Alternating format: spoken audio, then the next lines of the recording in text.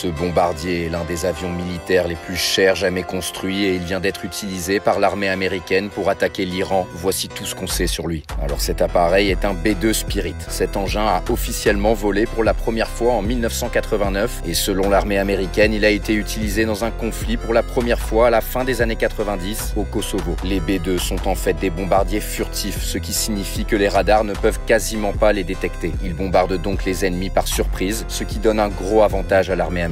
Pour que vous ayez une idée de la furtivité du B-2 sur un radar conventionnel, cet avion de 20 mètres de long et 50 mètres de large serait comparable à un oiseau. Voici pourquoi ce bombardier est furtif. En fait, sa forme géométrique altère la détection du radar, explique CNN. Pour simplifier, le fait que l'appareil ne dispose pas d'une longue queue comme la plupart des avions permet de disperser les ondes radar et de le rendre moins détectable. CNN indique également que les revêtements et les matériaux du B-2 absorbent les ondes radar. Au-delà des radars, le B-2 ferait très peu de bruit comparé aux autres avions de ce type. Pour éviter d'être repéré, un système interne prévient les pilotes lorsque l'appareil laisse des traînées de condensation derrière lui. Cela permet au pilote de changer son attitude afin d'en émettre moins. En termes de déplacement, les B-2 peuvent en théorie atteindre n'importe quel pays dans le monde. Selon Reuters, leur autonomie est de plus de 11 000 km, ce qui représente un vol direct de New York jusqu'au Pakistan. Les B-2 peuvent de plus être ravitaillés en plein vol. Certaines missions menées en Afghanistan dans les années 2000 ont ainsi duré jusqu'à 44 heures d'affilée, rapporte CNN. Entre chaque mission cependant, les bombardiers nécessitent plusieurs heures d'entretien puis doivent être stockés dans des hangars spéciaux climatisés à froid, notamment pour préserver leur coque. Les B-2 coûtent donc extrêmement cher. Selon la Cour des comptes américaine, chaque heure de vol coûterait environ 150 000 $.